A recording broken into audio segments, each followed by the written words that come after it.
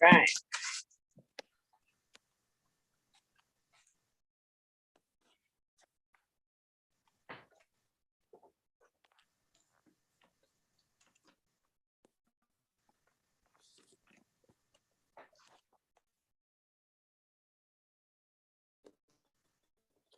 So there is no feature for today.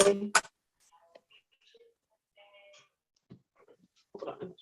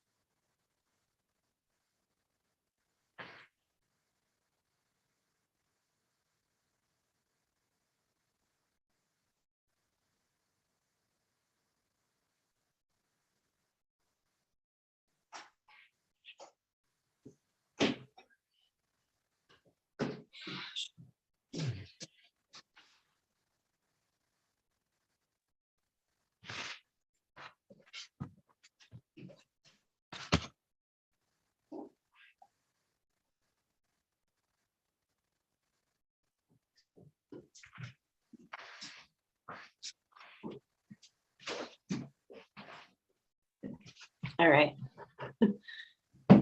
Awesome. There was an echo. Okay. Hey, everybody. Happy Monday. Welcome to the Forever Sevens virtual open mic. It's still Black History Month, so yeah. So happy Black History Month as well. We co-sponsored an event, a live event. What day was that? The 26th or something like that. Yeah, so if you're not subscribed to our YouTube channel, please subscribe to our YouTube channel. Visit us online and just have patience with us during the transitions. Yeah, figuring things out and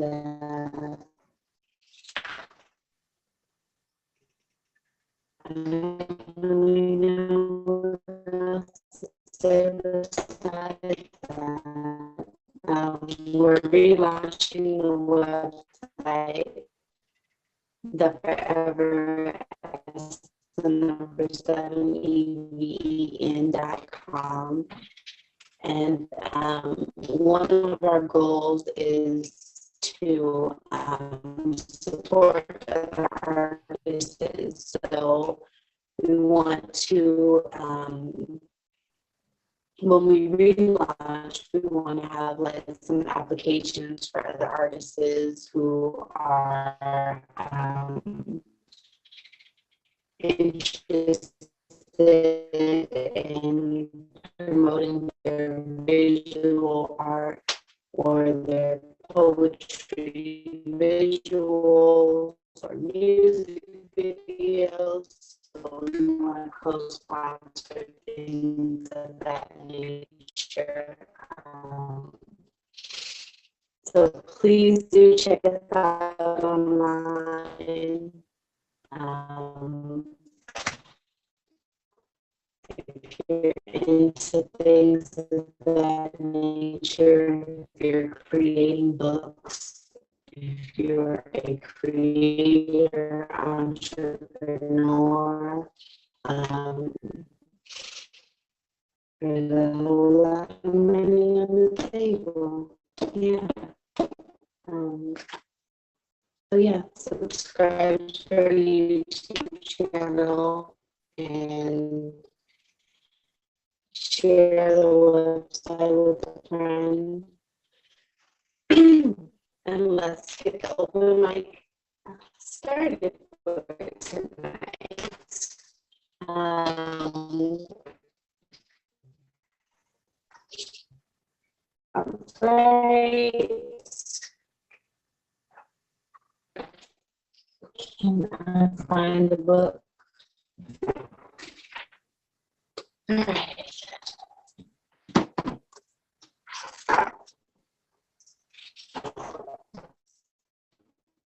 David Heffelfinger, what's up?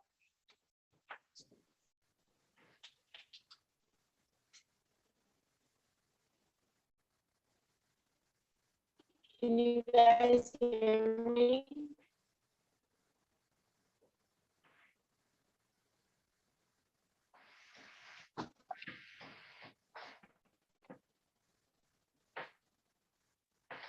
Okay.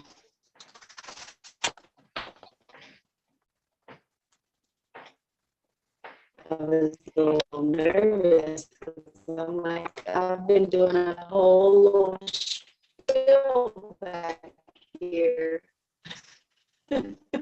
Your voice is breaking up. I cannot hear you that well. And no one can hear me. I dig that here. Okay. I hope it's gonna allow me to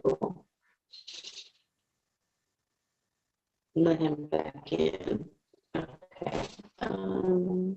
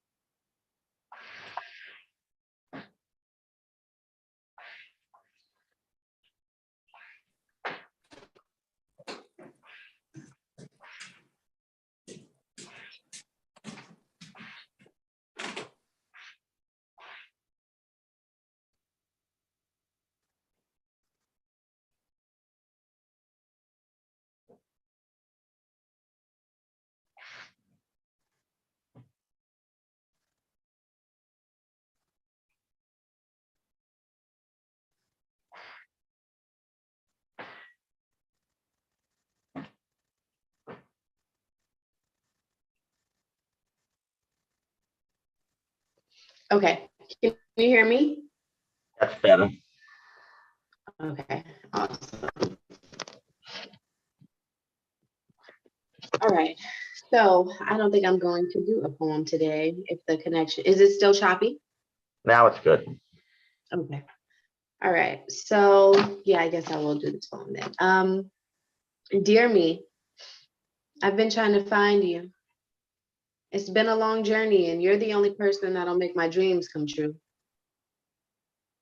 Although we have yet to meet, sometimes I put my shoes on and I'm not even certain if they're my own feet. We share the same thoughts and the same dreams.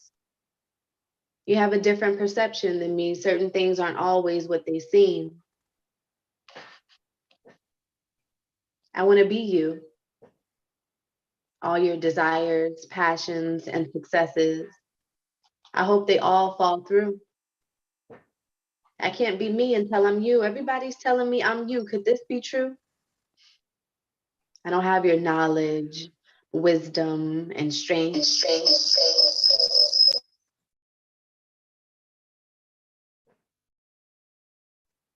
Should my life be focused?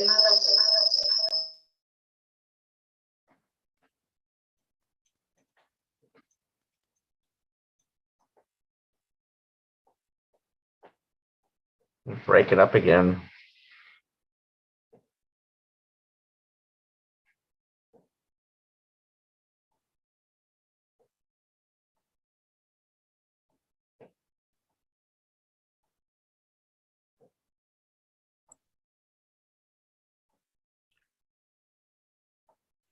Yeah, I can't. I was not be able to distinguish much of anything. So I rebooted and I'm back, but I'm not hearing a thing. Frank, do you hear me? Now I hear you fine. I hear you fine. And how about you, young lady? I can hear you both fine. Yeah, I hear you fine now too. But So you were talking earlier, I was getting nothing. I mean, I was yeah, hearing, I just could make no sense of what I was hearing. okay. Well, I'll let you two hold the show down tonight. All right. So that was a snippet of my poem, Dear Me. Frank, would you like to share some jokes about choppy connection? Jokes about what? About the connection? I do some stuff that I don't think you've heard me do yet. Okay. I know you. I actually working with a comedy writer, so I got some really funny stuff. You all hear me okay? Let her rip, Frank. So I finished reading a book on stand-up comedy. I'm not sure why. I haven't figured out sit-down comedy. And sometimes I wonder how much stand-up comedy can I do? I mean, I'm only 5'4". Yes, I'm so short. I don't know what's more frustrating. Reaching for the top shelf, wondering how things got there in the first place. It's a good one. I'm so short, they tried to plant the serenity prayer on me. They got as far as God grant me the seren. I don't know, were they referring to nerve gas or plastic wrap? I'm always used to dating taller women. Finally, with my girlfriend Trixie, she's actually shorter than me. I finally realized I need to learn how to look down. I also need to learn how to handle insults. At open mics, I've been told, good job, grandpa.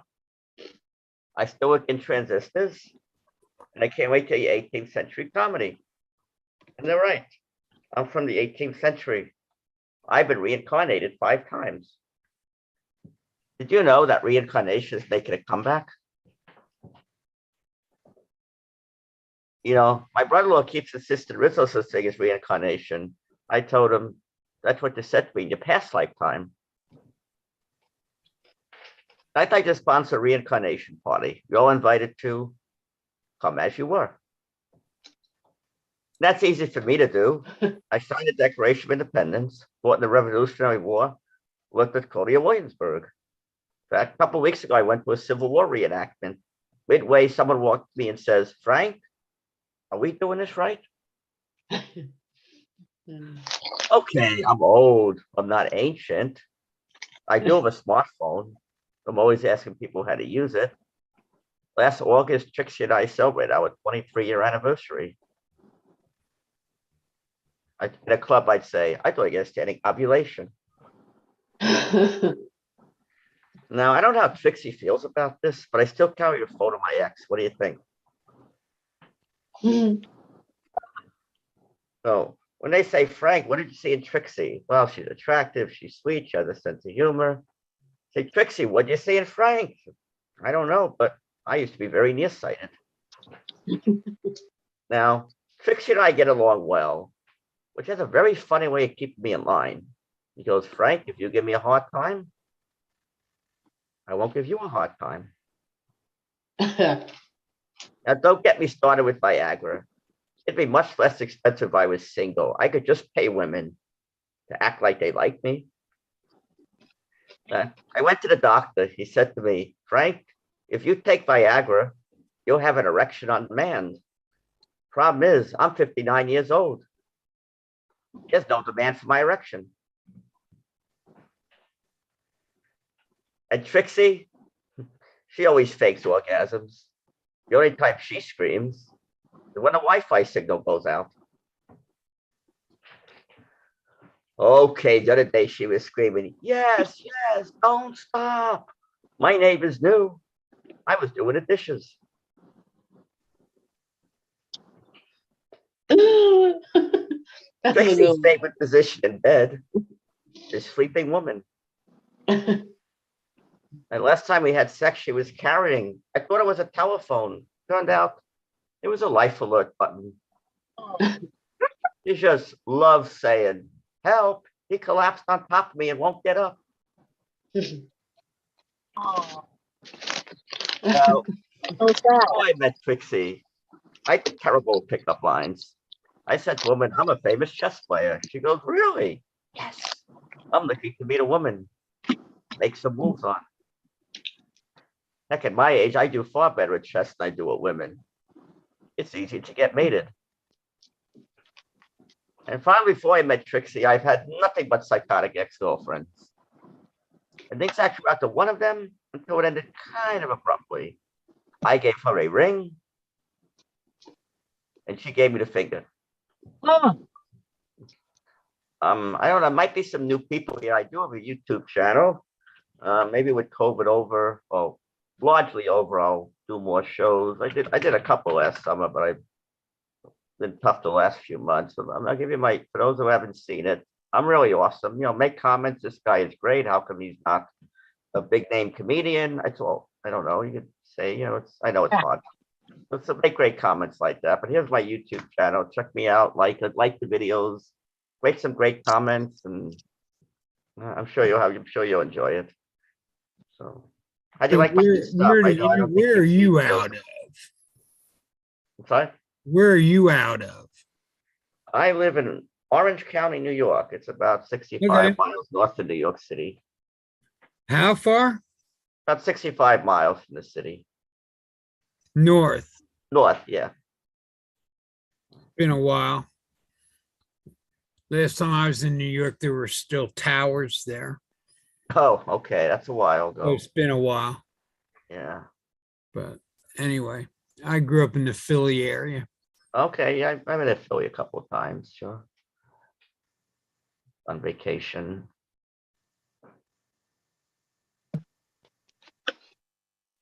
I was getting I heckled. appreciated, I'm I sorry. appreciated those new jokes.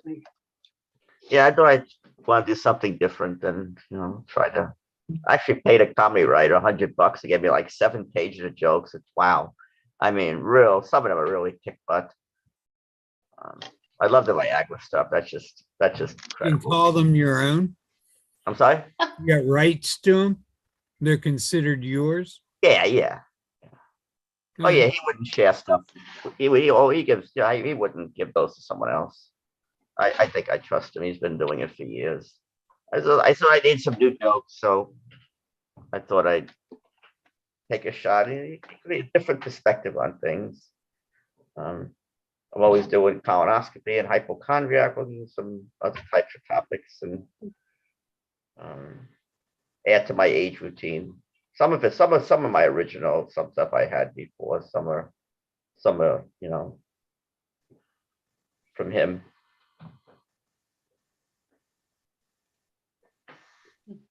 Yeah, back in the day. Where you where you How are you from now? doing, 90 David? minutes. Where are you all Two from? sets, clean, one dirty, 90 minutes each every other week Oh, at a restaurant club in suburban Philadelphia. you still live in Philly? Nah, I moved to Wichita, Kansas in 91. Oh, that's quite a distance. And Oh, been here since. One more move, probably west, but might be north. where are you from, Forever Seven? Pasadena. Oh, nice weather. How about Jenny and It's Rose? beautiful. If you're there? Where are you from?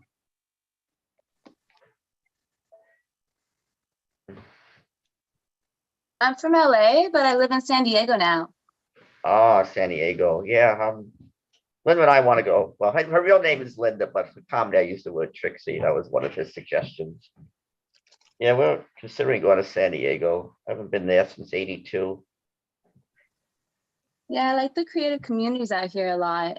Uh-huh. Like I used to live in Los Angeles and I moved to Denver for about 6 years. Uh-huh. But San Diego has way better creative communities, I feel like. Everybody is like really down to earth and really into expressing your true individual self. And they're all very supportive. Well, it's a place you could live all year round, which is nice. I guess it doesn't get too hot or too cold usually. We just had not the Yeah. worst winter, but we got a lot of snow, a couple of snowstorms and some single digits, teens, which I could really do without. Yeah, I feel that. When I was in Denver, I didn't realize how much you have to do when it snows. Like, I didn't know about black ice. I didn't know you had to salt your driveway. I didn't know you Wow. had to like shovel everything when it snows. And Sure. it's like a whole other checklist every time it gets cold. Was there a big comedy scene in San Diego? There's a couple of really good open mic night places and Okay. like comedy stores and stuff like that. There, yeah, like downtown San Diego, there's a couple. Okay. The Queen Bee, Mhm. the Comedy Pub, the Comedy Store, those are two separate places. Okay. What else? There's a couple for sure. Okay. Yeah, when I go on vacation, I like to perform. I know one when I was considering where to go on vacation a couple years ago, the owner of the club in Thunder Bay, Ontario said, I'll give you stage time for 2 nights. So I did 4 shows in 2 nights. Okay. We ended up going there instead. I put the place on the map. Not many people probably have heard of it outside, Canada. Yeah, if I get a gig in San Diego, I think that will influence. Linda wants to go there. Trixie. How do you like calling her Trixie? That works, right? The Coco or Trixie. Use one of those words for her. They're cute nicknames. Yeah, she takes it okay. Actually, when I make fun of her, I'm not really making fun of her. I make fun of myself a lot, but she prefers I don't use a real name anyway. So Is that like a movie reference? what? Is that like a movie reference? Like, Trixie? hey, Trixie. That sounds like a movie. The only show I know, The Honeymooners, that's a sitcom. Trixie is the wife of Ed Norton. That's the only person I know of Trixie. Um, I'm, I'm sure there's more, more characters, more real people, but that's the only Trixie I know of. Okay. I'm not sure what movie I'm thinking of then. Okay, it could be. I'm sure I could probably do a search. Let's see. Movie with Trixie as a character. Let's see. Let's see if something comes up. Trixie's a character in Toy Story 3 and Toy Story Tunes. Oh, Is that the one? That might be it. It's possible. Like The Honeymooners. Mhm. I have a bad memory when it comes to movies. Mhm. Like I love like watching them, but I never remember the characters' names. Okay. I'm always like, oh, look at what Brad Pitt did, or like, oh, look at what Johnny Depp did. Like I forget their Sure. characters' names. Uh-huh. Try musicals if you're Googling it. Cool. Something tells me it's from a musical. Could be. Character named Trixie. Well, okay, I already know the Honeymooners, which is No, it's favorite. musical. Okay. You all know the Honeymooners, right? Of course. Oh yeah, Art Carney. Yeah, of course. He's great. Connie's so funny. Oh yeah, Art Carney was. I mean, Jackie Gleason on his own right, but Oh no. Art Carney carried that show. Oh yeah, he was hysterical. Oh my god. And yeah, and it was live. They ran out of time. They stopped. It was just the funniest show that way. Yeah, that was. And they never did get to the end some nights. Yeah. But I remember I was 180 pounds. I never seen any of your baby pictures. I know it was so funny. Jenny, where are you from?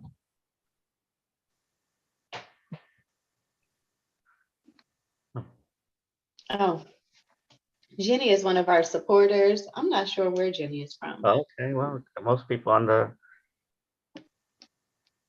West Coast or, I know someone, he lived in Kansas, I forget where now he's, I think Edmonds, Oklahoma. He moved from like Oh, yeah. Atlanta That's not Atlanta that area far. to, I think, Lawrence, and I think he's in Edmonds. I believe he's near Tulsa, but he's in your neck of the woods, not too far. Yeah. Actually, you're looking at the 1996 winner of the Edmond, Oklahoma Pro-Am Bowlers singles competition. Okay.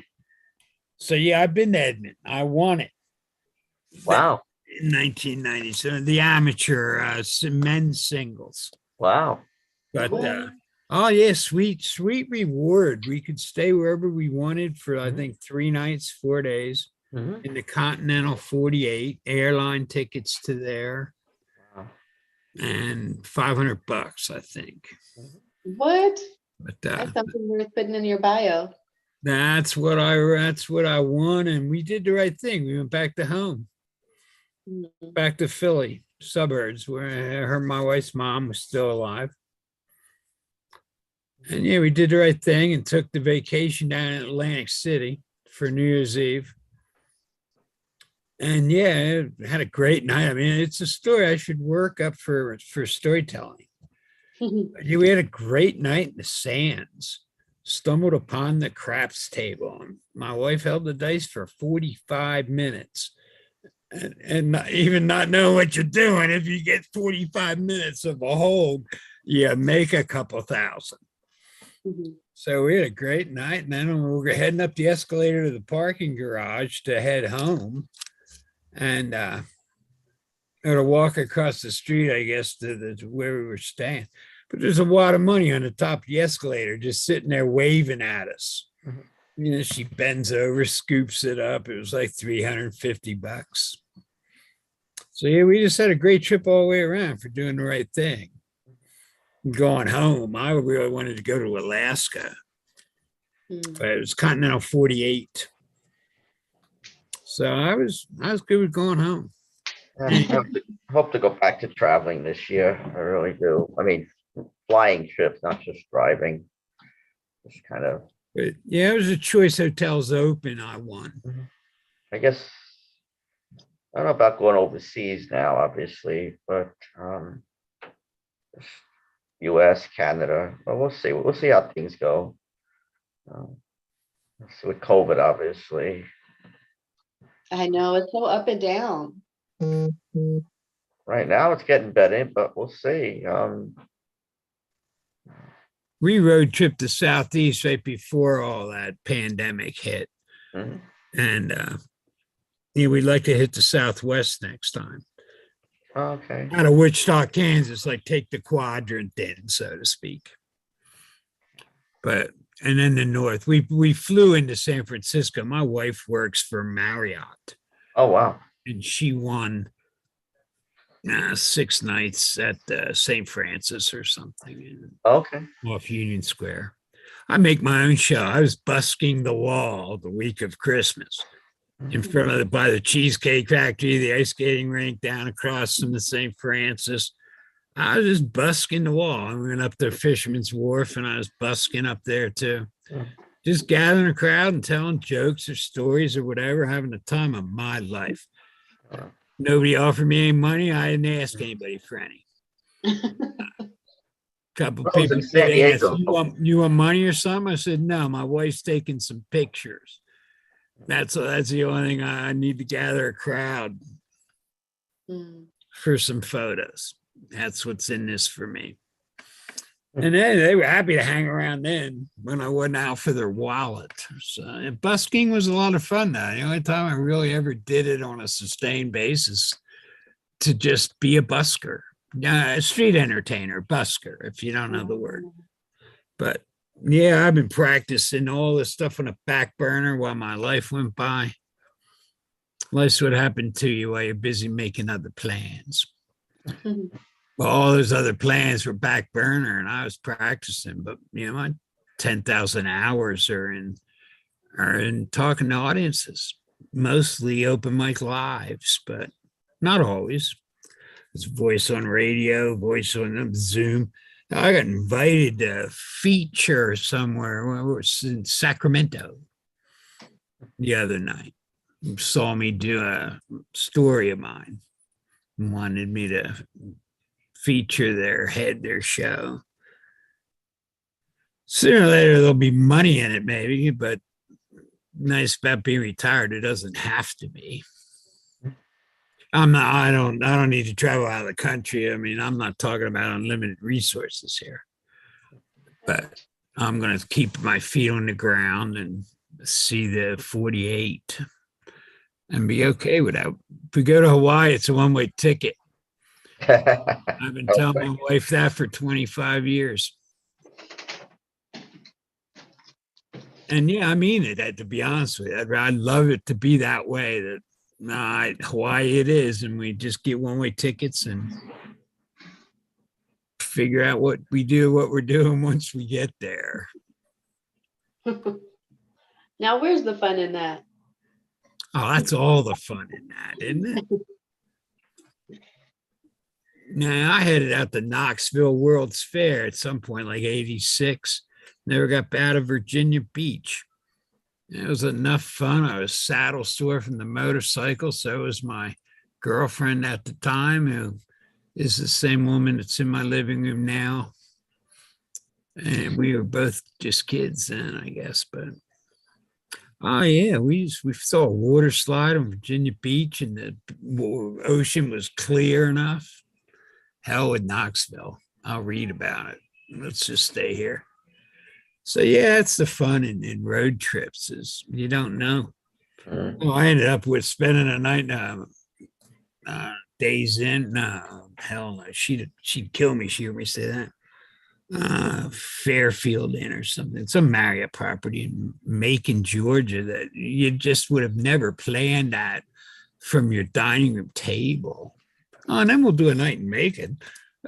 So you guys sometimes flying by the seat of your pants is what makes it fun. I was 12 days in Northern California. We had one night we didn't have a hotel at all. Ended up sleeping in a rental car and by the gate to let me into Mears Woods. I remember Mears Woods. Yeah. Oh, most coolest day. I mean, it's up there. Was like in the top 5 of the coolest days of my life. Was walking around Mears Woods. I'd never seen anything like it. And I grew up under the canopy in Pennsylvania in the Appalachians, on the canopy of the trees. But man, the Mears Woods just blew any Pennsylvania canopy I knew out of the water. It was magnificent. But yeah, after like 6 nights in the city, Frisco, it was real. And then we went to Sacramento. We have family there, niece. Wonderful young lady. And then swung around the north end, I guess, of the bay in the Mears Woods area, and could not find that damn Marriott we were looking for. Till like 4 in the morning, I said, hell with it. I'm going to Mears Woods. We'll sit in the parking lot there. And that's what we did. Got to where we wanted to be the next day anyway, and ahead of time. Slept in the car. So yeah, I like winging it. So does my wife. It bonds us together. It's the root of a lot of stories. Yeah. What went wrong and how we made it right, or how we got past it, or just, yeah, the hell, if you're having a good enough time, let's stay another night, and what we don't get there, we don't get there. But anyway. So man, it's whatever. How many people anybody want to do a piece of art tonight? Or I don't want bullshitting and signing off either. Kind of getting over a cold or flu. But I'm always up for doing something if you want to. Yeah, go ahead. What do you have? Yeah, I tell you what, I'm going to keep talking. I need 30 seconds. But yeah, it's the latest thing I've been working on. Okay. The art of storytelling. Now this could be. Well, I can always tell you a story. We've been doing that now. I was just in awe. Like, oh my goodness, what? I need to travel. Clearly. Let me find this. Here we go. I actually unburied this from somewhere and go, wow, let's see if I can't make that finished. But yeah, I'm opening up the file. I thought they were all open across the bottom here, but they're not. So yeah, lifting all the mass restrictions and everything like it's all over. And now my wife and I come down with something like the flu or whatever.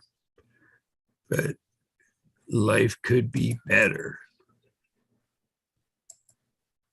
I'm sorry, folks. I can tell you this. I was going to tell you earlier. First joke I wrote, my father, in a true story, had a wooden leg. And yeah, when he kicked you in the ass, he hit for distance. But I had so many splinters in my ass as a kid. Woodpecker moved in. But the hardest the old man ever kicked me was, and I said, Dad, if you got a wooden leg, you got a woodpecker too? That's the first joke I ever wrote. I told it downtown Philly. They took it to Dangerfields in New York City. Letterman's writers heard it there. And Dave Letterman told it about 6 weeks after I told it in the Comedy Factory in Philly. Was the life spread of my joke there. What? Nah, true story. We're laying in bed. Letterman's telling my wooden leg joke about 6 weeks after I first told it downtown on an open mic in Philly. True story. Just the nature of the business. Honest nature of the business. Am I right, Frank, or am I right? Oh yeah. Wow, you Wow. Laugh And when Factory. did you Wow. get there? You just- Laugh Factory. That's impressive. The Comedy Factory Outlet and the Comedy Works were the name of the two big clubs in Philadelphia Okay. in the second half of the 1980s. I started in 1986 with Oh. actual stand-up open mics in clubs. I considered my home court the Fun House in Bethlehem, Pennsylvania. Okay. And I could get on anytime I walked in the door there. Wow. Almost anytime. How'd you get that? I got that good for Bethlehem, Pennsylvania anyway. Oh. And I was refreshing an act for twice a month, every 2 weeks. I was doing 90 minutes clean, 90 minutes dirty. Wow. And I wasn't writing it all. I was making it all my own. Hmm. But I find history is rich with funny, the punchlines, which are the essence of a good joke. You can write anything around a good punchline. Oh. But the other joke I'm proud of, a guy was heckling me all OU, Oklahoma University, all over this guy in the Kansas audience, you know? And he's heckling me, and I finally said, OU, that's them Sooners, isn't it? And his wife starts laughing at him with me, with the room. And I got the spotlight going the other way on this heckler. And so what the hell is a Sooner anyway, buddy? And he gives me some story about people that jumped the land grab. So they were already hiding out there in the weeds. So when the gun went off and you could go out and stake your claim, they were already there. They got there sooner than the rest of them. I said, yeah, it sounds like bullshit to me. I don't think anybody in Oklahoma knew how to spell premature ejaculator.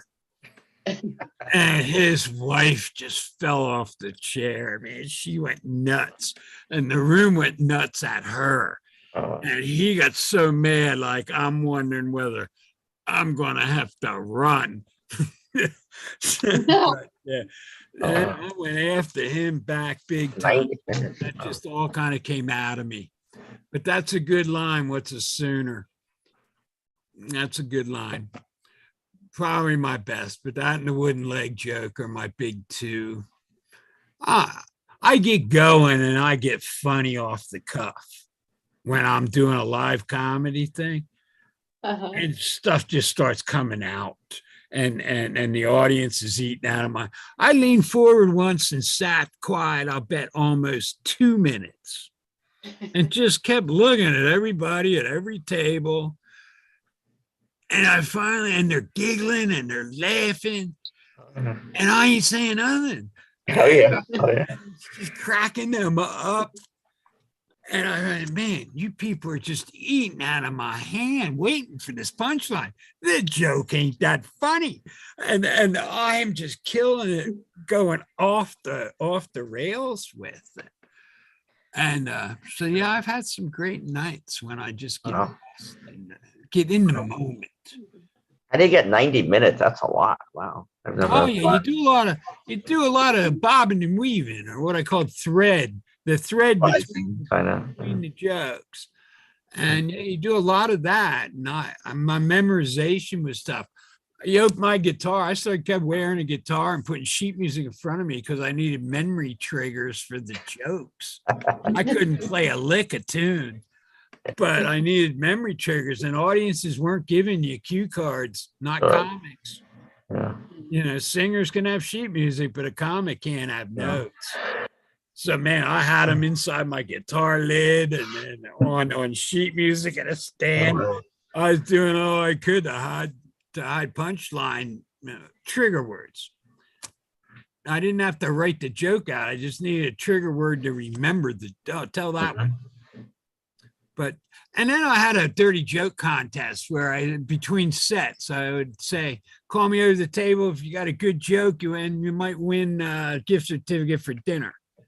So give me your dirty jokes in between sets and we'll use them tonight.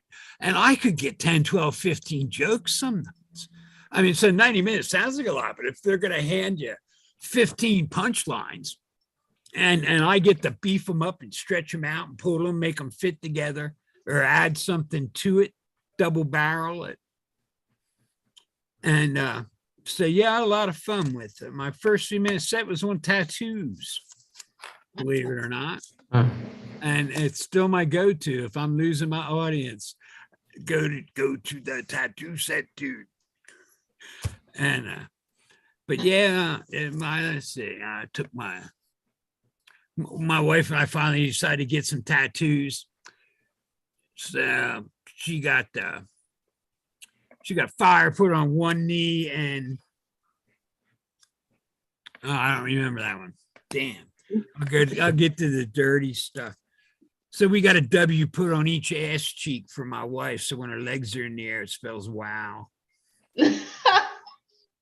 Now, the owner of the local tattoo parlor in the 1980s, there was only one, told me that joke at the bar stool he was sitting on. And when I told that later in the show, he fell off the stool because I double barreled. I reloaded. So I told that, yeah, so when her legs are in the air and spells wow. But damn, I've only had 69 once since. And then I had to spell it out. IQ test for your audience. Do they laugh when you just have to say 69? Can they flip it all around and see? Or yeah, that spells mom, and that can kill a mood. And Gary just fell off his bar stool. I came back with something even better than he had for me. And yeah, that was kind of pushing and putting stuff together. I did a set one night, a combination George Carlin and Robin Williams, and I introduced it that way. So this isn't me. This is a combination of my two favorite people that I can't have to do my way because I can't do it theirs. And I wove some Robin and George together. And it's the only time when I was done, maybe 12, 15 minutes later, that I got applause as a comic. Applause, not laughter. My rendition got applauded. I was blown away. Wow, I never saw that coming. But I had some great nights as a comic. It was my first pursuit as an adult in entertainment. Stories of my last and poet. Occupy movement woke me up to the poet in me. Anyway, I can blow this mood real quick, but But an intervention, I found myself reluctantly a part of. It was not an intervention into me. It was, well, you come with us. We have to talk to this person. And I thought it was ill-advised, but this, I call it train wreck. It's not a happy thing. It's a train wreck. Mm. It's been a slow and painful train wreck. But what the heck? We all playing solitaire from the same deck. Some of us dealing off the bottom, some off the top. But man, you're endless hyped up bullshit. It just never seems to stop. You just keep sizzling there in your own frying pan, claiming your prime when most of the time even your baloney is phony. Crapola from a can. You're crapola for the man. As the hearts with some brains were jumping from your trains, you could have seen the rains coming. The messages were that they were drumming. True friends walking away because ain't nothing they can say going to get listened to anyway. They rate the what's going around. You wrote what's coming back. Yet there is this big disconnect. You just never did suspect that in our silence, we felt your pain. We saw the coming train. We were just powerless to get you out of the way of your own falling rain. Boom. Wow. There's some rhythm and delivery issues, but content, I think I'm close. Wow. The crapola might be cheesy. It's a crapola. That I was line, wondering what you said. a little louder, hon. Yeah, I was wondering what you said. Crapola. Yeah, even the baloney is phony. That could be enough. If it's you, it's you. I'm sorry. I said, if it's you, it's you. You know, if you feel like the line fits, it fits. Yeah, that's the only one that's jumping out at me like it's cheesy. When did you write this? 5 years ago and forgot all Mhm. about it. Found it a couple weeks ago and changed a couple things. But this could be the second time I've read it out loud to somebody. Yeah, I like And that it. needs some work too, my delivery, my rhythm and timing of it. But I like it. It's made its way into my show. Yes, those end up being the best pieces, the ones that need like a little bit of work. Yeah, you've heard a lot of what I've done. But no, I shouldn't say that. If I could rejuvenate a computer that died out in the office, I mean, there's a whole lot more in it. But when I'm able to get my arms around, I still have a 90-minute show between humor, story, and poetry. And we got to experience some of that tonight. You breaking up.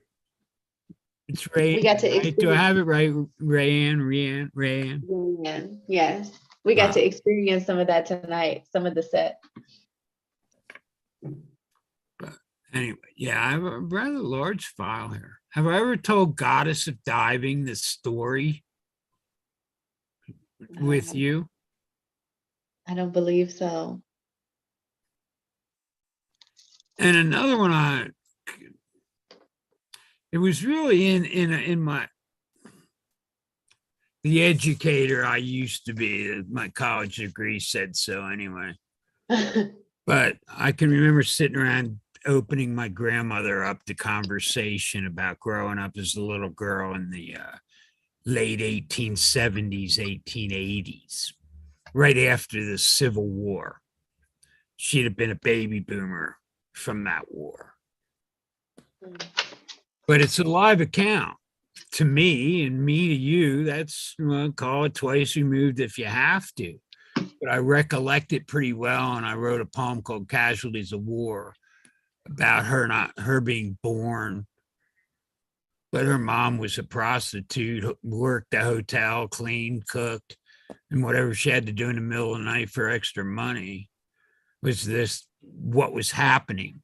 her husband had left her and her daughter, not my grandmother, her daughter, his daughter. He got killed in Gettysburg.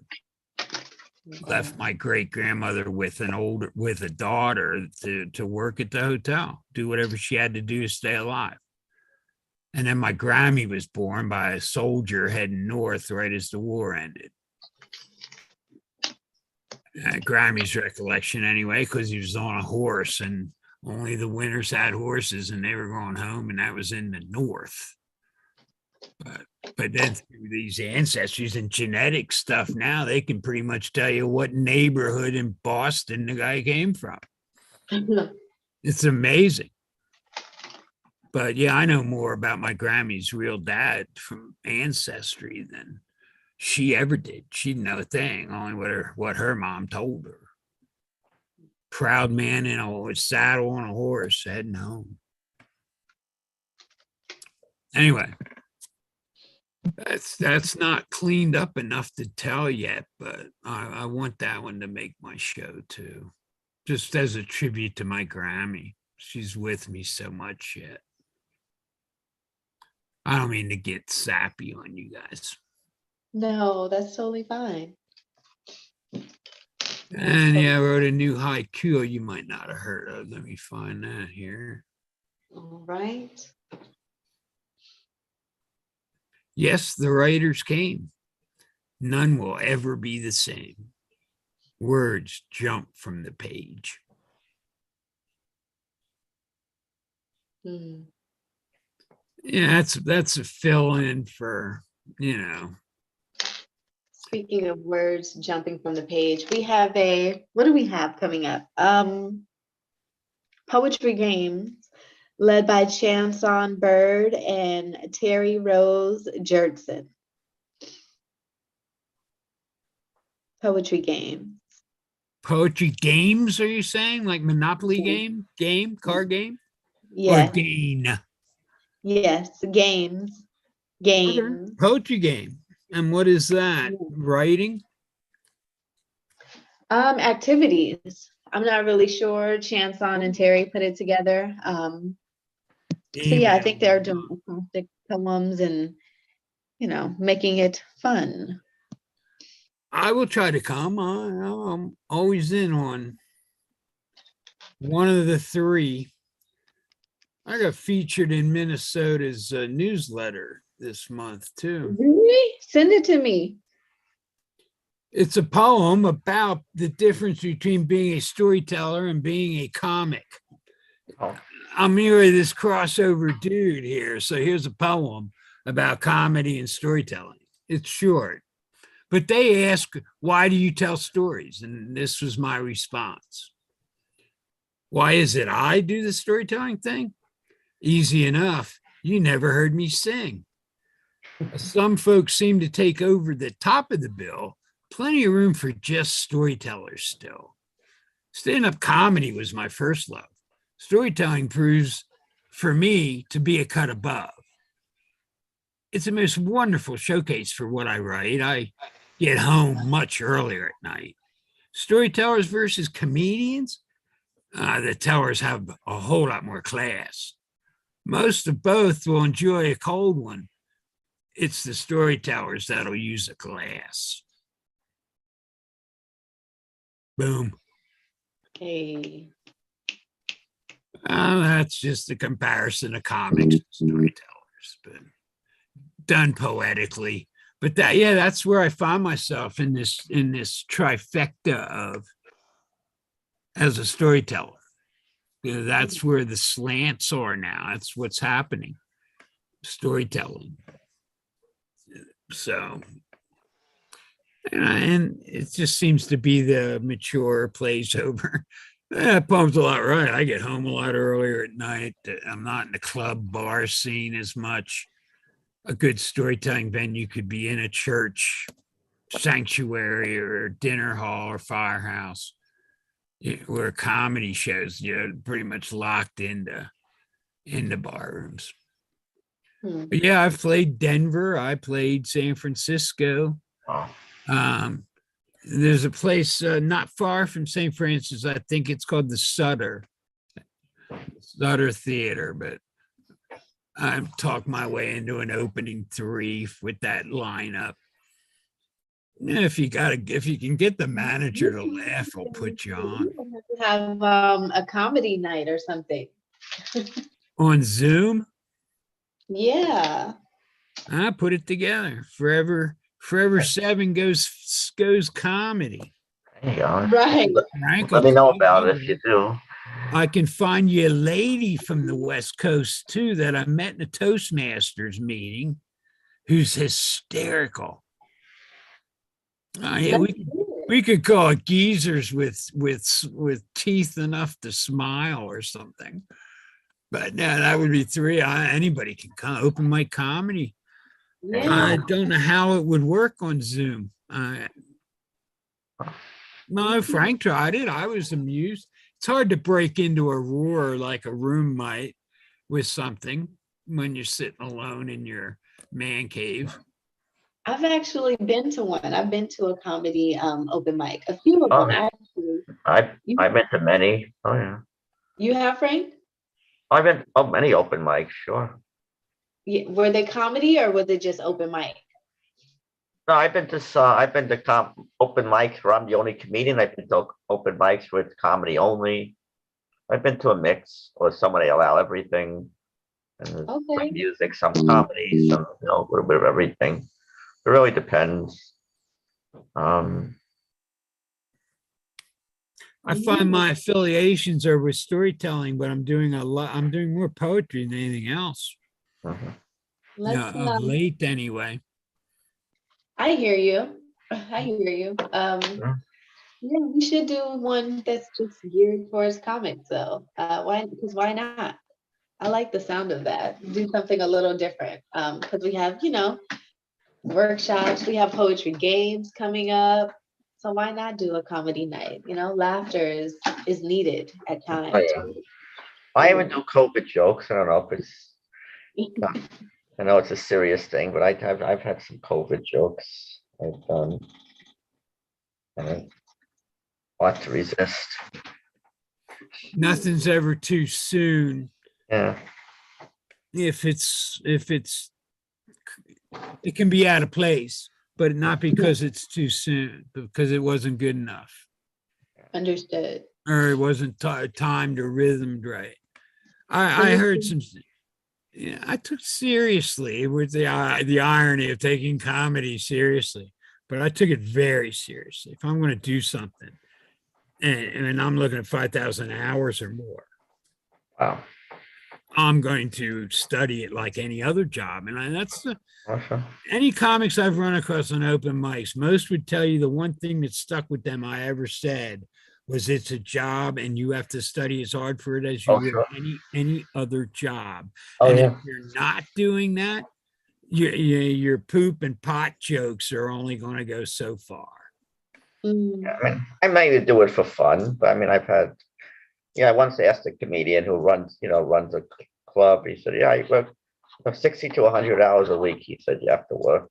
And I'm not surprised. I'll keep my day job. It works for me. Yeah, that was it for me. I always had a day job. In fact, I was writing into my routines. My wife and I, girlfriend at the time, were running a sandwich shop. About eight miles from the 5-star restaurant, Nightburnham. I was working every other Saturday. Oh. And but yeah, I made sure they knew they could get the greatest sandwich in the city from me. 6 other, in the 13 days in between. But no, I let them. They knew who I was. I was a local celebrity. Yeah. I mean, I do. I do get good audience reaction. I can't argue with that. But it's a lot to do it full time. So you got to really, like I said, it's a job. So you got to treat it like a job, not a hobby. So I mean, I have fun with it. And, Well, or keep yourself in context. Yeah. I mean, if it wants to be just a hobby, then have fun with that. But I take it serious if I go to open mics. I mean, I do work at it. I certainly work at it. I was driving 95 miles one way twice a week into Philadelphia and back. Wow. Leaving at 9:30 at night calling ahead. I'll get there by 12. So as long as we're open, you get on, Dave. I mean, you make rapport and you're actually funny when you're on. And yeah, sometimes I got there so damn late, there was nobody left. And you want to go? Yeah, sure. And I mean, the mic was on, the club was open. But, Wednesday night or Tuesday night, you don't have a lot of people, even in the big city, that are just hanging out for amateurs. But yeah, some people I met in that green room that helped shape the whole deal. Taught me to keep my day job. Funny you mentioned starting off by not making like any jokes. It's kind of like, I once saw Tignet Powell, and like for the first 5 minutes, she's going like, well, I'm not really prepared. I know you're disappointed. Like for the first 5 minutes, she's just saying something like that. And it's like waiting and waiting, like, when's the real stuff coming? She killed it, of course. But I experienced something like that where not, and I just kind of. I had a guy in a rock band said, play our breaks. They were so damn loud. And when they took a break, I'm getting up to tell jokes, and everybody, you're there with a date. You want to talk to them. You've just been bombarded with noise by a rock set for 45 minutes. You don't want 6 or 7 minutes of another guy yet. You want to refocus and basically get your ears from stop bleeding. So yeah, it took me a while to figure out, do not gig with a rock band. And the same guy put me with a rock band and said, my jazz band's playing this Saturday night at the 5-star restaurant out in the park. You want to go? I said, I'm in. And that's the place hired me for a 1-year deal every other Saturday night, 2 shows. Clean at 9, dirty at midnight.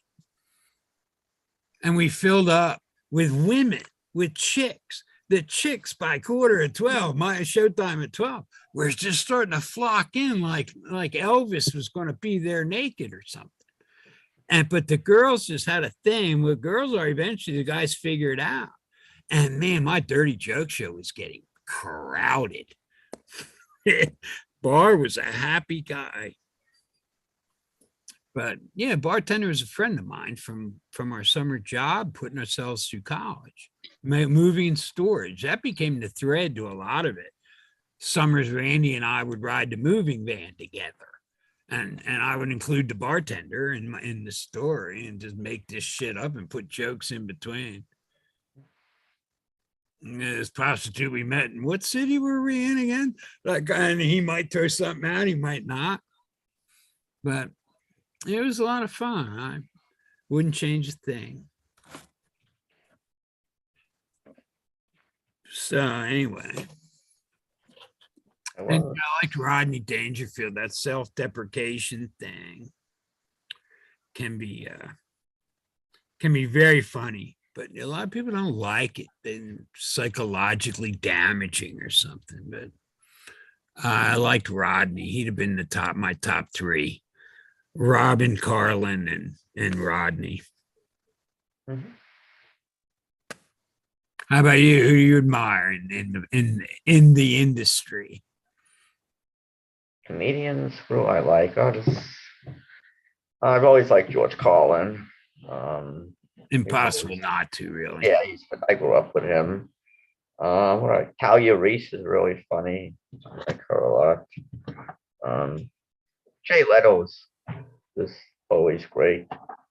He was the hardest working man in comedy until he got the Tonight Show. Yeah, he was doing like 300 colleges a year for 5 years before that. Wow. But yeah, he worked hard to get the Tonight Show. Earned it. Oh yeah.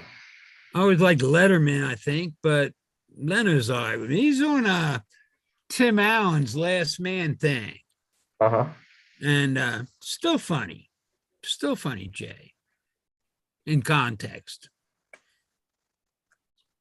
But yeah, I never did see him. First day with my wife was Henny Youngman at the Bijou Cafe. Henny Youngman. Oh my God, I love him too. Yeah. But yeah, it was our first date. She couldn't believe I was taking her into the big city. Must have done something right. 42 years later, I can't get her out of the house. I'm kidding.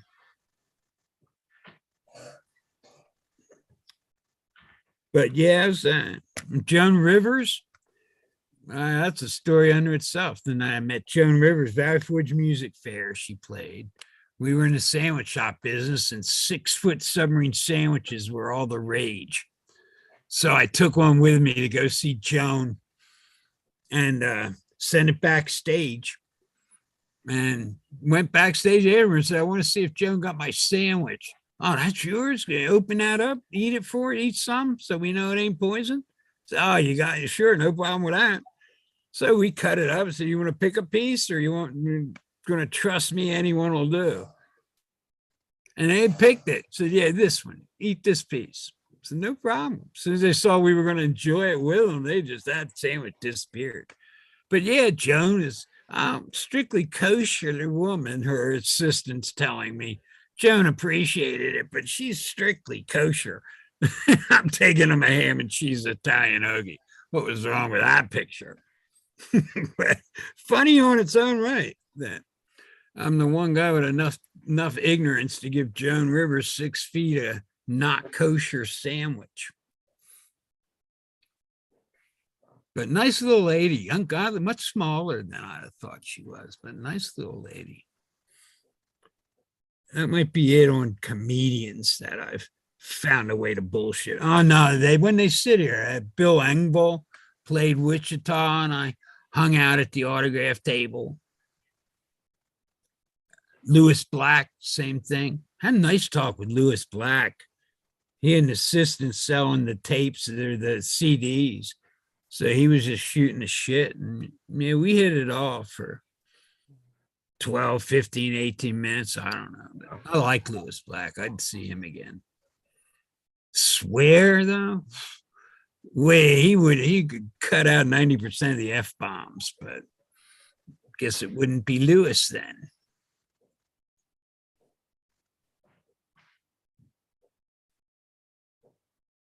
People, you're letting me dominate this conversation.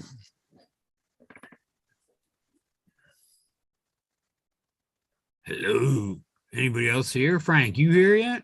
I'm still here. You're still here. What do you do for income then, Frank? What was your day? I'm a computer guy. Oh, okay. So. Mostly an entrepreneur, so I could practice this stuff, do the open mics, do the writing stuff. And I found when I was my own boss, I could get time off. You pay for it, but by not getting paid, but I could get to the gig or do the show and did. Got that balance. I never really cared what I did as long as it gave me the freedom to grow the talents, the creative side, and still make good on my wife and her 2 kids and all that family stuff that came with all that. And we did just fine. No regrets. Nice. And I don't say that because she's standing right there looking at me either. Nah, she knows that life is cool if you can find that one person and end up down the long road like I did. It's just amazing that how close you can get to somebody, how well you can know them and them you, and then there's just no escape from 99% of what I am. And that's neat. I wouldn't mess that up on purpose for anything. Right. Well, But anyway. Call it a night. It's getting a little late by me. Is it? Great talking with you folks. And it was, Frank. Keep writing the funny stuff. Yeah, I'm glad you enjoyed it. Oh, yeah. And I appreciate what goes into it. I do. Mm-hmm. I guess is there a way to is there a right way and a wrong way to approach comedy book is? I mean, seem like writing letters, you almost never get a response, very rarely. Call ahead. When's the show? Tell them you're coming into town. You'd really like some time. Depends on how much, whether you want to really get paid. You want to get paid, you need an agent. Period. I don't care. I just do it for. You got to take that next step if you want to make it a professional career. You need an agent because they don't want to hear from you. They want to hear from your agent. Right. Mm-hmm. Yeah, I mean, I'm not really looking I'm not really looking to get paid necessarily. I mean, Well, I put together my road trip with my wife, and then I found what can we do along the way? Okay, first stop Nashville this Sunday. They got what they call a comedy brunch at Comedy One and Al's Pizzeria by the Moxie Hotel, which is a Marriott property. oh, wow. Here's our first gig. And then there was something outside of Jacksonville. All right, night two, dear. We're outside of Jacksonville. There's an open mic at such and such a bar. I want to be there. And you just kind of keep, if you don't care that you're not getting paid. But I'm sitting in a place called the Angry Tuna in Panama City. And I ended up talking to the manager about it. And he said, yeah, you come down here for the season, I'll hire you for the season. You put together the shows or you be the show. You hire locals, you have a budget, you run the entertainment next season. Wow. And you get paid enough to have an apartment and do it. Especially if you can be the show a lot of the time. Take it out of the entertainment budget. And then you run the whole thing. What you're left with is yours. Oh, wow. Kind of thing. So I said, I can bartend, cook, I can do it all, buddy. And he said, well, let's just play it by ear. But if you take that stage off my hands for the season. People just want something behind them while they're enjoying my food. And then there's showtime.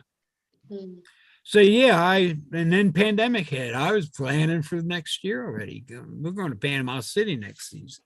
Yeah. But a place called the Angry Tuna. Busloads of people from all over everywhere. Where's that? Angry Tuna? Panama City. Oh, Florida. Yeah. The area. Oh yeah, you get anywhere close, find it. But same with Comedy One in Nashville, across the street and up from the Moxie. That's how I remember where it was. Comedy One. Just Google these places and then a whole list. I've played a couple in Denver. Going for a storytelling weekend. I'm going to find a Monday night open mic on the way home or Thursday night on the way in. Go in a day early. Oh yeah, a couple of clubs in Denver will take you if they know you're coming. No, they'll put a show up for just you. Okay.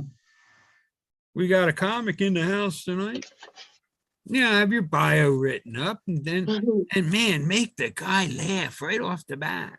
Let him know you can make total strangers laugh. I have some videos to prove it, I guess. Gotta be loaded for I him. have some good videos. From Broadway Comedy Club, Manhattan. Yeah, before you hit him with the resume and all that shit, make the guy laugh. Give him something to talk to you about. Come in through your own joke. And so, by the way, I'd love to get on your stage sometime. First time's free. Okay. Something like that. You just take every fear he's got of you, take it away. Ain't gonna cost you nothing. I just showed you I can make you laugh. What makes you think I can't make your room laugh? Yeah. And here's a couple clubs I play. Asked for Eddie here, Johnny there, Joey there. Oh, yeah. And most of them aren't gonna call. No, of course not. As long as you're not gonna go all criminal on their audience. But that's a certain air of professionalism that. Interesting. That show them you got it and you don't want to get paid. You're a better show for them. And we added to the bill. Man, I got added to the bill at the biggest comedy club in Wichita. I hadn't slept 2 nights here yet. I had just moved here. By sheer God-given coincidence, a guy I knew from Philly was headlining the Celebrations Club in Wichita, Kansas that weekend. And I walked in to find him. And, my God, Carl, you're the last guy I expect to see here. And he looked at me and said, wait a minute, I'm in Kansas. I said, yeah, I moved here last week. Oh. And he said, you want to get on? I said, yeah. He calls Matt and Michelle, come over here. I know this guy from Philly. He's in town too. Let him open for me. He's done it before. You won't regret it. Vouch for him. Wow. I said, sure, he opened for you before? Yeah. Oh. All that means is we worked the same open mic stage in Philly together. is what that really meant, that I opened for him before. But I can play the game. But yeah, I came up with a whole set. She didn't want any swearing, but it could be adult in nature. And yeah, I'd have to stop and think about it, but it had to do with the Fraternal Order of Gladiators. I was trying to establish the FOGs, the Fraternal Order of Gladiators. Like Elks Clubs and Nooses, the FOGs want to have a place. And that was the premise of what I was doing here. And yeah, Gladiators ends up pulling it apart. No offense, young lady. Glad he ate her. That's basically the punchline, is that pulls apart. And the audience starts to realize what I'm talking about. Gladiators. What's your last name? Mine? Are you on YouTube or? H. No, I'm kidding. No, I'm in Facebook, but no, I don't do. Yeah, I'm okay. considering a series of Zoom groups or something where people check in and we kill 40 minutes, or Mhm. I have the profession. I paid up for Zoom for this shit to work. Mhm. But no, I don't. I have not created content visually like that. Writing, I can give you several book titles with have some of my anthologies. The Kansas Writers Association cranks one out every year, and I would have something in them: short stories, poetry. Okay. Not so maybe a funny story, but I am trying to, like I said, I'm sitting on all three of these, trying to be somewhat funny. I do a poem called Poultry Slam, Mhm. coming out of a play on the word poetry slam. Mhm. I've had some people tell me it might be a copyright infringement over some cartoon. I don't know. I can remember throwing a bucket of Kentucky Fried Chicken down one night at a club saying, "Here's your poultry slam." And I threw the KFC dinner box to the floor. So I got to laugh with that shit long before the Occupy poetry thing started. But I can't prove it. Who owns Poultry Slams? If somebody paid for it, I'll stop using it, I guess. Yeah. Anyway, it was great talking with you folks. I'm sure I'll see you again. So we meet again, Frank. Yeah, take care. Thanks, David. Thanks, Teresa. Right? Enjoyed getting to know you. Same here. Okay, bye. And yeah, what is it? You and me, young lady? I can go anytime. Huh? I can go anytime, or I'll shoot the shit with you for a while too. What do you do to make money for a living? Do you have a career? Let me class it up some. Do you have a career or aspirations for one? Or are you a student? You're wealthy as all shit. That's the goal. Well, I was working at my church. We were doing the COVID testing, and now I'm in school. I was in school then at the time as well.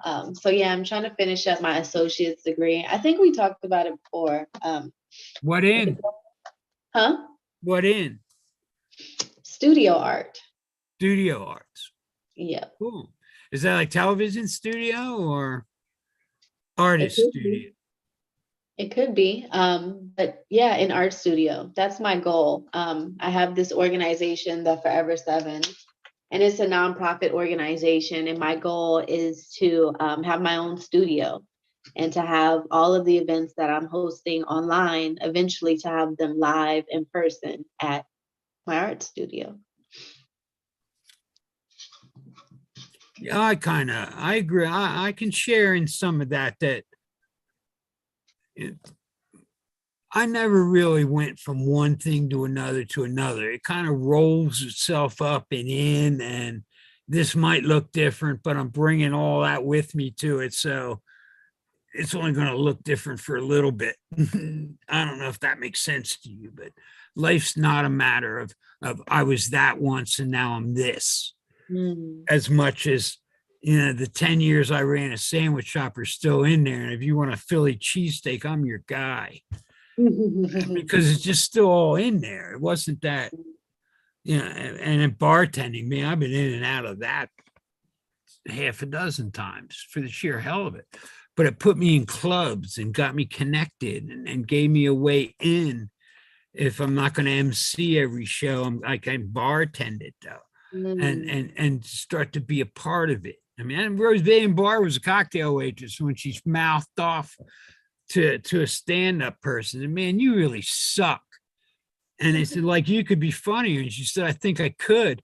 And they got her up there. And she mowed the place over with her goddess, domestic goddess line. And I don't know if you even know who I mean. Roseanne Barr was Roseanne, TV show Roseanne. What? But Yes. and she was a cocktail waitress when she got discovered. And like a month later, she's on Carson and she's on her way. So it's a matter of being in the right place at the right time sometimes.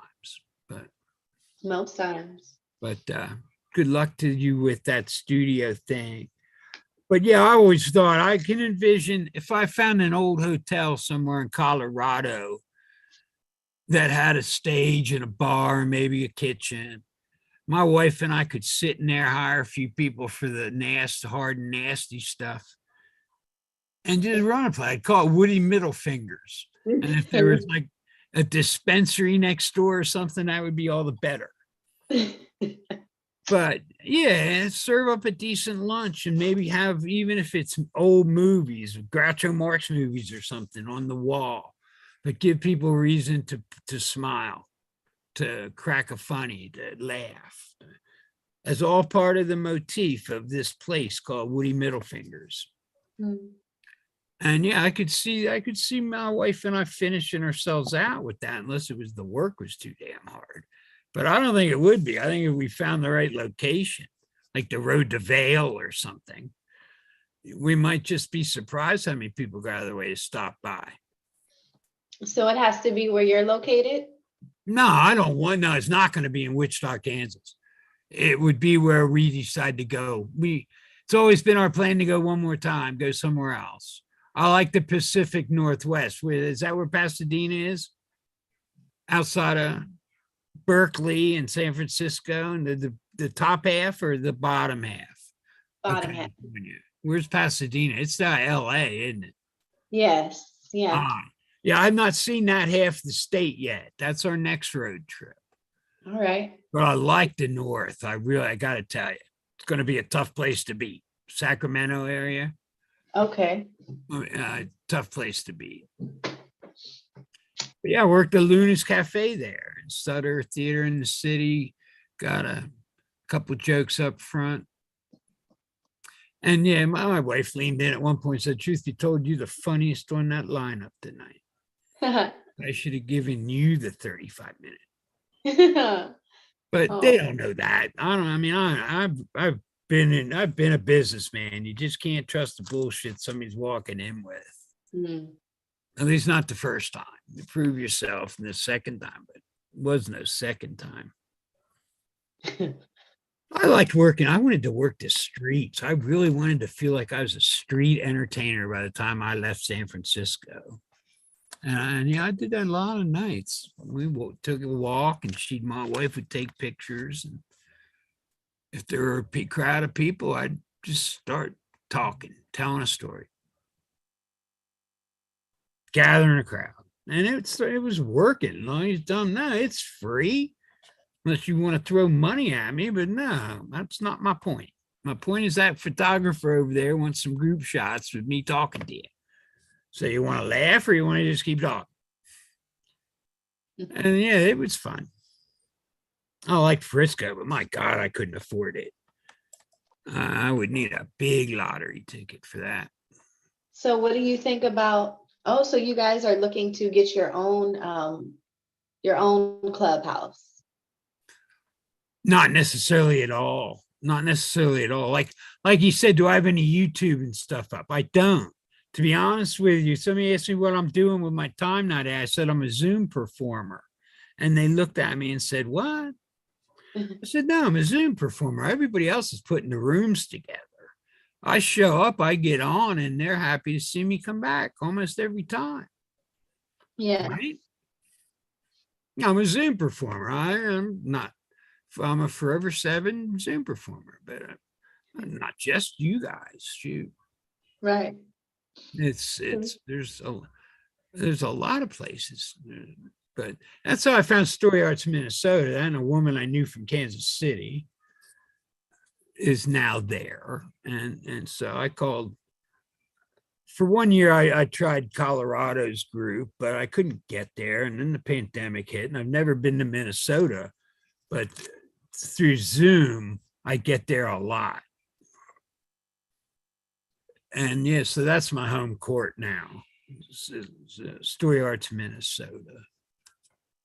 What do you think about putting together a comic night?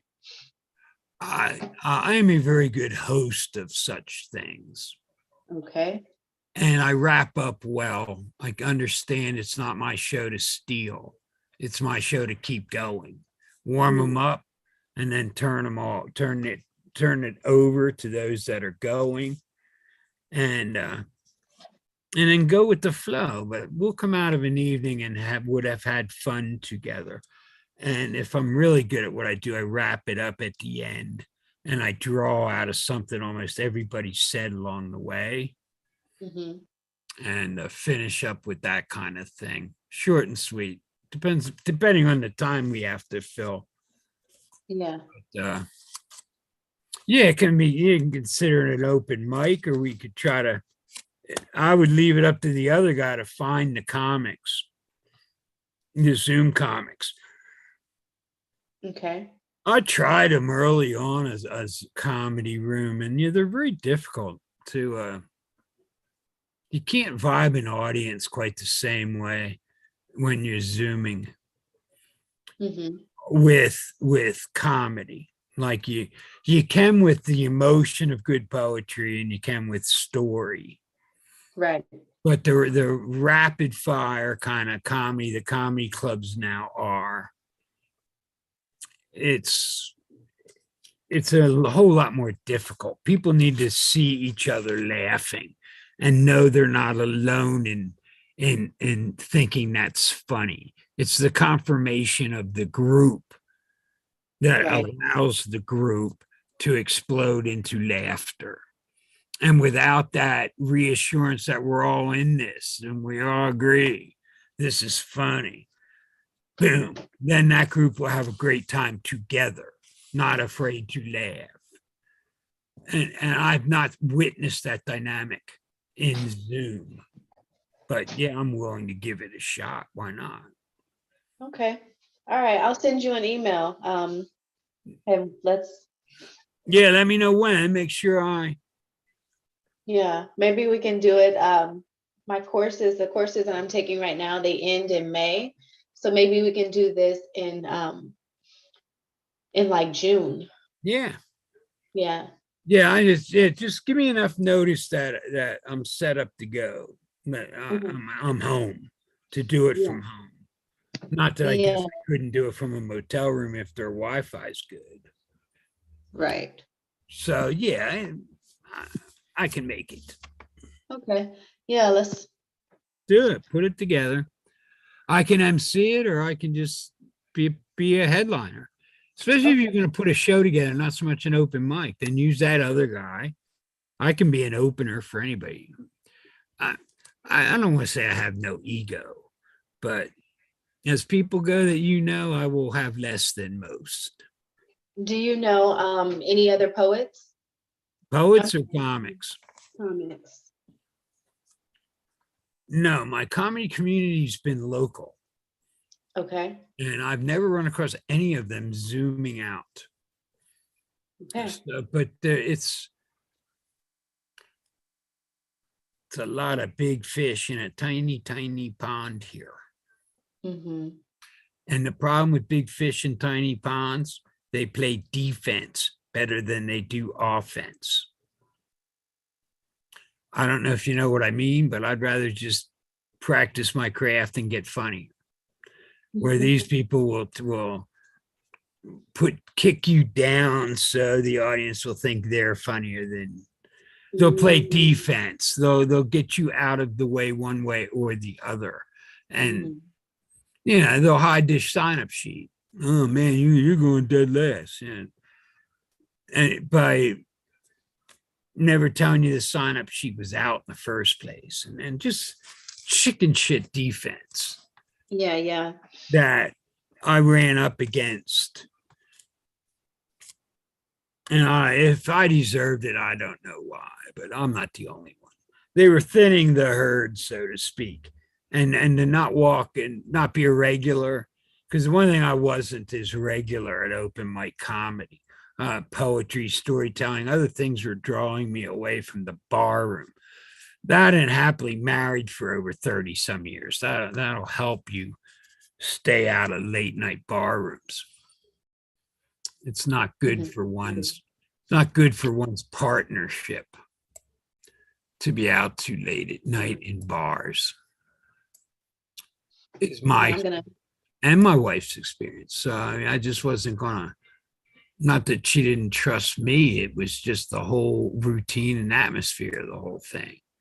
She didn't want her husband in there. I didn't want to be there. Now and then I went, usually because what you're supposed to use them for, new material.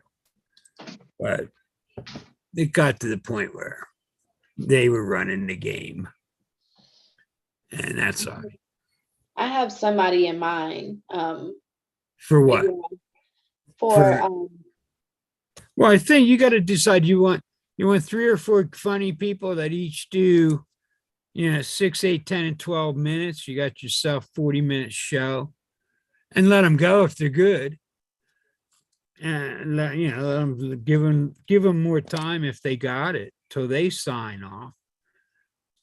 Or do you want to run an open mic and listen to people try to be funny, and a lot of them won't be. It'll be funny laughing at them, not with them. And that's what a lot of comedy open mics end up with, the people that suck. You're laughing at them. And they know it. And I bombed the first 12 times I went on. I mean, I did not get a laugh. And I was just dumb and determined that I was at least, and I figured it out. It was a damn rock band. Nobody wanted to listen to me. The first time they could hear themselves even think after that music. And when I played with a jazz band and got last from the get-go, oh wow, what a feeling. And that's up there with some of the best feelings a man gets the opportunity to have. I got to be honest with you. That first old room, just eating out of your hand, laughing along. That's, for me, I knew I was home. It could be story, it can be poems, but when the funnier ones, I spent enough time in my life being too damn serious. First 20 years. So that all that talent, that what pushed it was serious political dreams of political grandeur. And when that balloon finally just all busted and burst and went away, I was left with the serious side of the talent. But nobody knew me as funny. Nobody from high school would tell you, oh, that funny guy. You wouldn't hear it from my high school world. And probably not half my college world either, the first half. But by the end of it, the senior year, a couple of plays, and the politician was gone and the theater arts guy was here.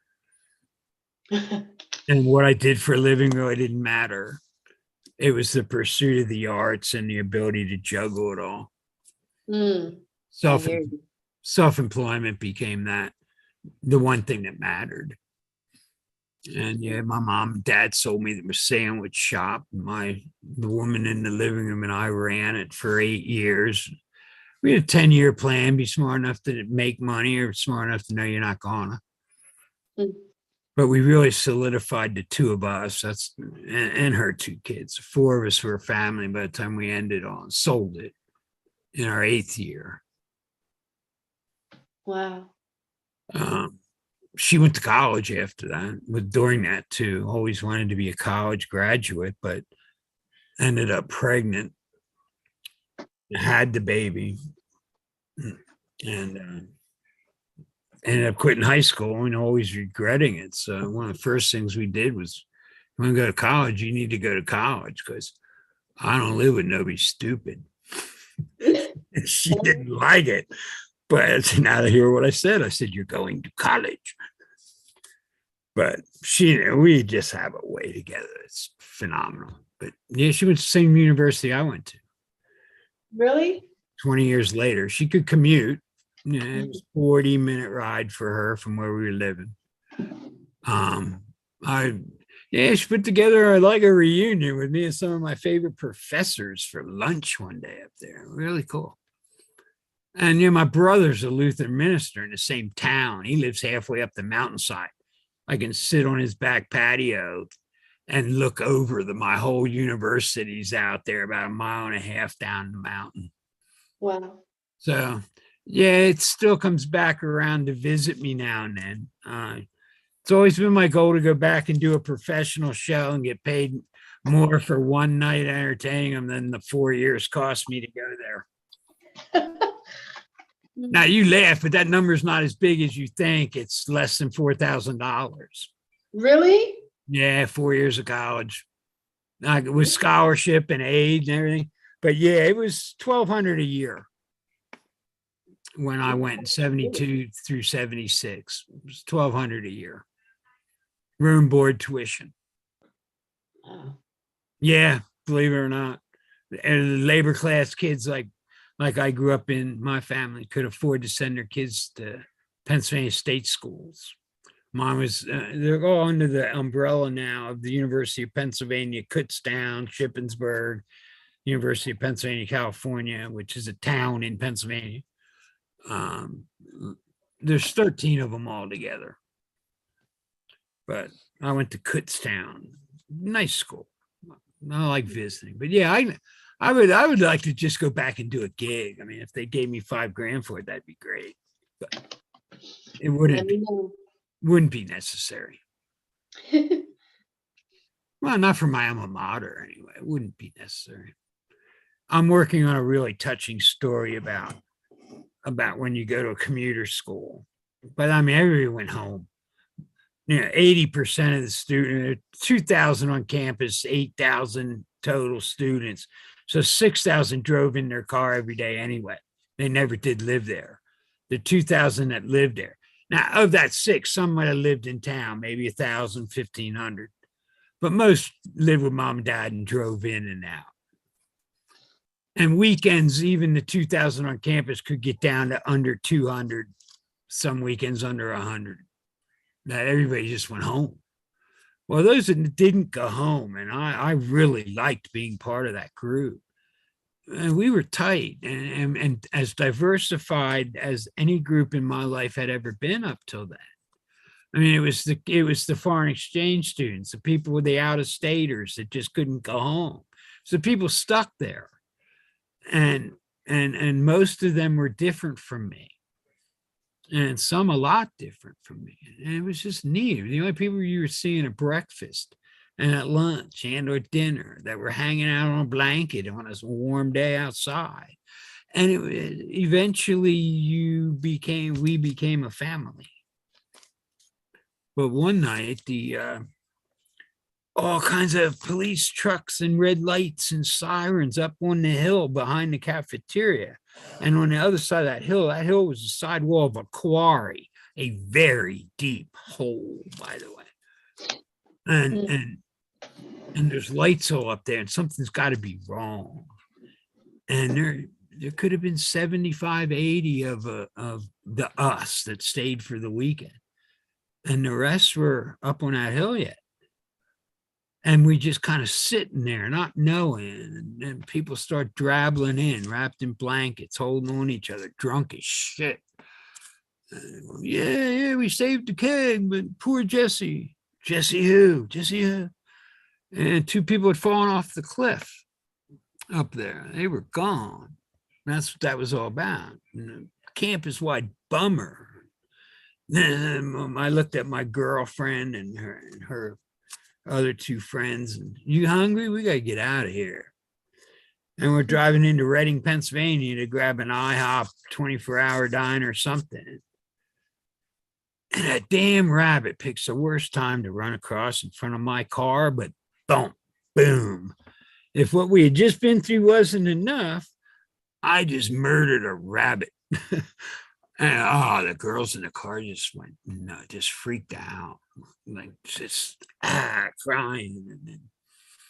And Evan's digging it with his arm around her. He just met her and she's just all over him crying. Evans enjoyed himself. I can see that smile in my rearview mirror. And yeah, my girlfriend was just all sad and bumming. And we going in to eat or am I turning around? It was just a rabbit. I'm sorry. But man, you talk about bummer on top of bummer. Finally, cups of coffee and pancakes and all that. We pulled it together enough to go back to campus. And yeah, the light show was still up on the hillside. People were still sitting on the mall, the grass strip, the mall it's called. Interesting night that whole, we had done a lot of things together, that group of 50 to 150, give or take, that stick around. But that night, I bet they all remember as vividly as I do that Jesse and his girlfriend fell off the edge. They were gone. Anyway, that's a story that I'd have to work into a set if I was going to work my alma mater. That's one they need to hear. And the other, I got the privilege of crowning the first non-Caucasian homecoming queen that university had ever had. Wow. It was in 1974.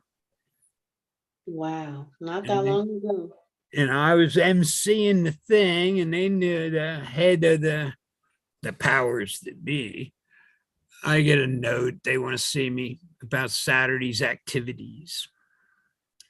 So yeah, I go in. They knew I was emceeing the thing and all that. And they gave me the envelope and said, "This is who won, and you and her should meet ahead of time. You might know or you might not, but you should, and work it all out so nobody's surprised Saturday.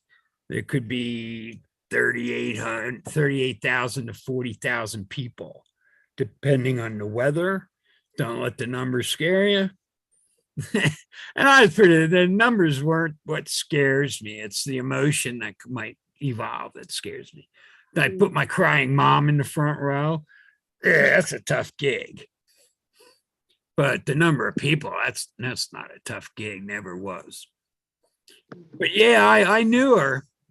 So I'll be damned, we're going to do this, are we? And you could almost tell because it was Doug Dennison Day, an alumnus that was a Dallas Cowboy. And he and his whole family were coming up to honor, to retire Doug Dennison's football number. And they had done all they could to bring a integrated group to that weekend, the Black Culture Weekend, and then the Dennison Day, and we're crowning. Josie was her name. I didn't know her well, but I knocked on her door, and dorm door, and she opened it. And I said, "Yeah, I think you know me, right, Dave? I'm the MC Saturday, and I get to crown the homecoming queen." She smiles. She says, "Is that why you're here?" I said, "Yeah, they thought we should talk at least before time. But when I envelope, please, your name's coming out of it, and you can do whatever you want." And she got right up in my space. I mean, and said, "Dip me." I said, "What?" She said, "Dip me, kiss me and dip me like we love each other." And she just went for it, and I dipped her, and she said, "That's what we're doing Saturday." All right with me, what the hell? I'm 20 years old, and this girl's gorgeous. I'd have to have a problem if I wasn't on board with this. So anyway, that was a plan. They got wind of it, and they basically told us we better knock that shit off. Just put the crown on her head. And I told us I can't help it. I'm desirable. They laughed and said, "Nah, not in front of the cameras and the newspapers. This town's not ready for that." Wow. Crown her. Don't ruin the event because you're pushing for more. So it actually wasn't my idea. It was hers. And they talked to her, and I kind of said, we shouldn't. We could, but we really shouldn't. They threatened me with finishing the year. I don't think they could deny me my diploma because you went hog wild on my lips for a minute. And I just finally, I ran out of nerve. She'd have probably gone for it if I'd have said, so let's just do it. Hell with them. But no, I cowered. I would change my mind the next time and give it to her way. It was a revolutionary act, and I got scared. The repercussions of the man. And yeah, it's a shame. I would do it differently. Yeah, she was like from the Dominican Republic or somewhere, and she was going home. I was the one who was gonna have to live with that. And yeah, I would live with it now. I had that chance to do that over again. I'd have done that differently and been the shocker headline of the century for the local town's newspaper. Homecoming queen gets crowned. There'd have been this interracial dip and kiss, and No. shit could have hit the fan. Last thing I needed was to not graduate. So yeah, the man kind of leaned, and I crumbled. I would do that differently. Not a proud moment, but I still crowned her. The place went nuts. I mean, between Doug Dennison being there and all big white cowboy hat, and Doug was a friend of mine. He had broken his leg in his junior year. I drove him around. We had classes together. We were tight. But man, life is strange sometimes. But Josie took the crown back to the Dominican Republic, and I haven't seen Doug Dennison since that weekend. But Cowboys cut him about 2 years later, and I lost track of him after that. But yeah, but it's for home Cowboys versus the Eagles, and in Philadelphia, where he was from. And yeah, in the fourth quarter, they give him the ball for the winning touchdown, and he fumbled. The Eagles recovered and won the game. And yeah, I think Dennison got cut the following year. But yeah, he crumbled at home. But anyway, you got me thinking about stuff I hadn't thought about in a long time here. Seems like you wanted to put thought into those things. Well, just some of what you have been my guinea pig audience for some parts of some stories I'm working on. That gathering, the weekend groupies, that became a family, really. Like we start picking a war with Iran. I go, wait a minute, 10 or 12 of them damn groupies were Iranian foreign exchange students, and they were terrific young men and women. And they're over there now somewhere. There's real people with real kids and families and degrees from colleges here that you just don't start throwing bombs at. And people look at me like, what kind of communist am I? But they were part of that. And yeah, they came to me and said, here's the test questions that we don't know the answers for your economics final. I looked at them, what? I said, trust me, here's the questions. We don't know the answers. And man, I spent like 3 days with that damn test making sure I knew every answer. Because how to do every answer, because I didn't believe I was going to get the same questions during the final. And son of a bitch, they were right. The exact same test. Wow. I wish. And I had 3 days with it. Speaking of test, I have to finish my homework for the night. So thank you for vibing with us. I'm definitely going to send you an email to see if we can set something up in, what month did I say? June? June works. And yeah, you have my email address. You can communicate with me that way. And I'm here for you. You can count on me that if I tell you I'll do something, if I'm not there, I call 911 because something's up. Okay. I don't stand up performance. It's just not professional. And that's what this practice. I feel like my senior year, first, second semester, The COVID shit will lift. Some live shows will start. And I'm packaging together chunks that funny poetry and story. And yeah, I'll make it work one way or another. Like I said, I don't have to make a living at it. I just wanted to have something to do. And audience is great. So thank Well, you. definitely, yes, thank you. Thank you for supporting and for showing up. Today was just full of wisdom and enlightenment. So thank you for sharing that. Yeah. I enjoy your company so very much. And that's not creepy. That's just saying that No, I didn't think that was creepy at all. you Sometimes know, I after 42 years, I couldn't hurt that lady in my front room for any reason. hey, And that's just my bottom line. So and that gives you freedom to like people like you. I just mean young, absolutely nothing to do with 67 guy, me. Just wow, we can just be friends then. yeah, That everything else, there is no part, nothing there. I'm a grandfather. Look at me like that, like yeah, that guy. And we'll get along just great. But the ability to share my wisdom to some degree and have young people inquisitive is a neat way to finish out for me. It's a neat way to finish out. But finish out, I mean, take the last 20-year ride or whatever it is. But you know, when you're on your last roller coaster ride, there ain't no getting back in line. It could be a 20-year roller coaster. I don't want to freak anybody out. I'm looking forward to a long time yet. But your plans are your final plans. Your full moons are your final. You get to that point where you ain't buying another new car. I've never owned a new car, by the way. You can save a lot of money. Last story. I had a college professor prove on paper, 1974 or 5, that if you never buy a new car, major repair included good used cars, 3 to 5 years old, you can drive for the rest of your life under $1,000 a year. And I got yeah, right. 1975, maybe I got a $50 Corvair in the parking lot.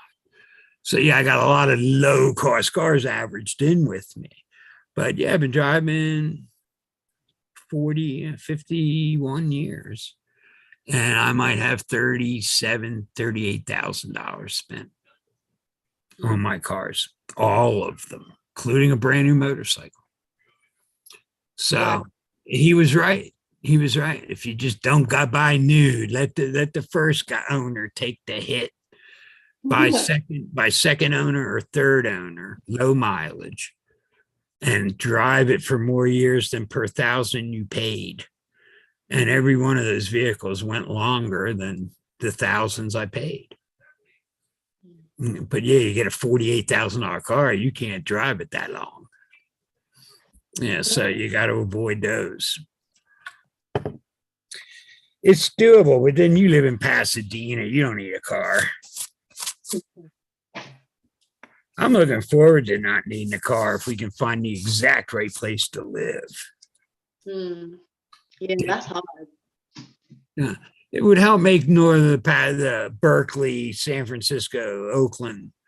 It would help make those areas more affordable if we could get out of paying for a car too, and ride the BART system or whatever LA's subways are called. Yeah. But that's the one thing to the really big city. If you can get out owning a car, it's almost affordable.